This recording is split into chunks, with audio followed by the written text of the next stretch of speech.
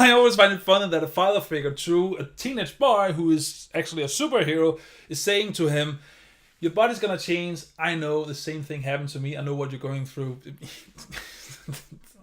Come on.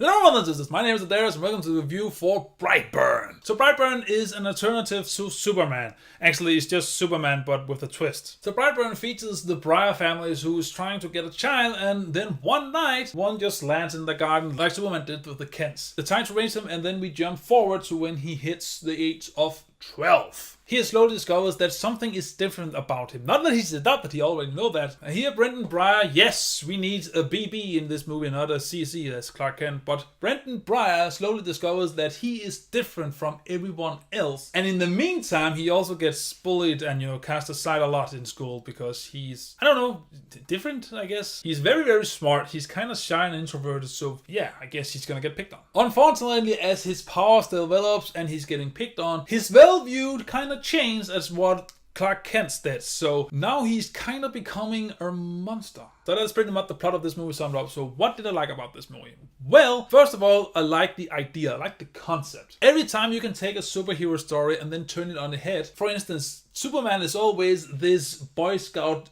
embodiment of good. What if he was evil? And I know we have the Injustice series for that, but still, what if he was evil from the get-go? That is a very interesting concept, especially considering that he is extremely powerful. No one can stop him, so how will he react amongst his family, friends, and just people in general? That concept to me is very interesting. I will get to that later on. Another thing I also liked is the acting. The acting is decent. It is not good, it's not great. It is just believable and just sells the character well. Even the kid, the kid kind of plays the young, creepy Superman part almost too well, so props to you, man. And also, a lot of the build-up towards the third act is actually well done. It's well set up. You get some glimpse of how his true nature is kind of affecting him, how the fact that he discovers that he is an alien affecting him, and how in this confusing time of his, he's misinterpreting things that he gets told by his parents. All this build up to the final act is for the most part well done, even though there are some missed opportunities here and there. I actually appreciate it, and I felt almost entertained while watching this movie. I must also say there are some of the effects in this movie that's almost too good. There is a car crash scene where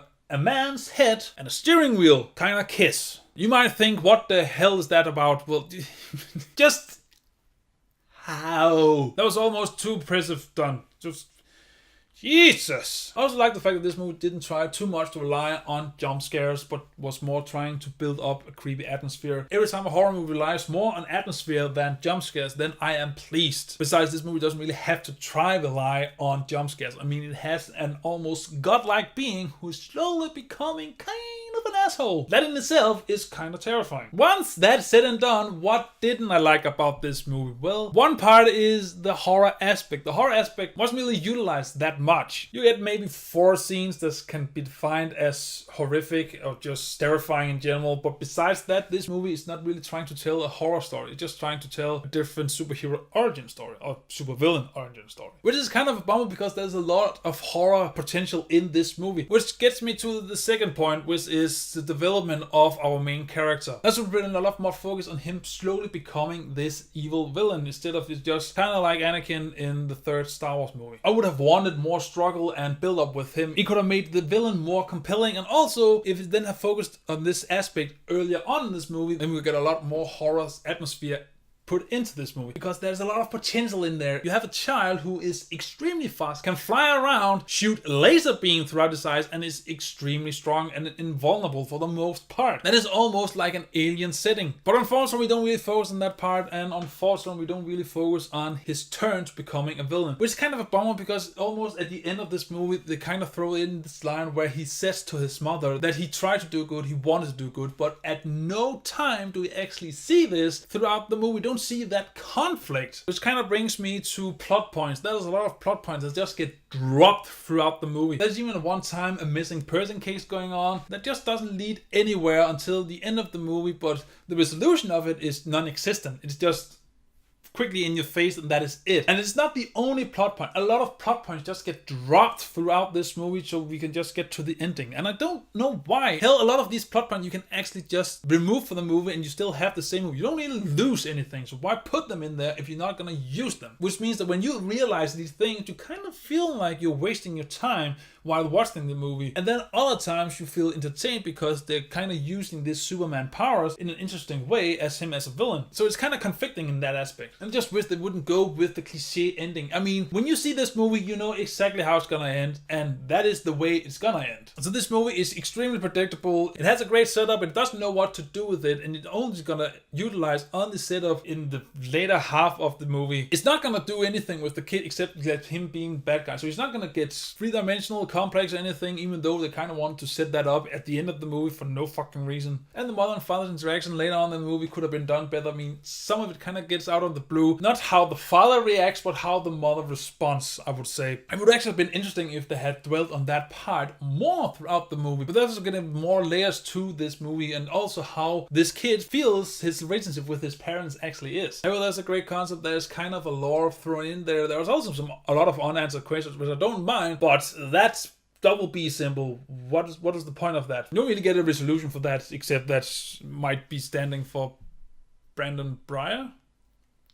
All I can say is this movie is kind of a wasted potential, which bums me out because I want to see more like this. A supervillain horror movie is a great concept, especially with taking the existence of a hero that we know and then turn it on its head and just say, what if this guy had a bad childhood? What if this person was actually a murderer? Or what if this guy didn't have that one rule? And so on and so forth. So I want to see more like this. I just wanted to see more care put into this movie. But this is unfortunately kind of a forgettable movie. And I will say that Brightburn, you should catch it on Netflix. Meh experience. I won't say the movie is a total waste of time. There are some cool aspects in this movie. Just wished for more, basically. So, Brightburn, have you seen it? What do you think about it? And what is your favorite superhero movie that turns the genre on its head? Whatever you think, comment below me your thoughts. And always, until I see you in the next video, remember to stay awesome.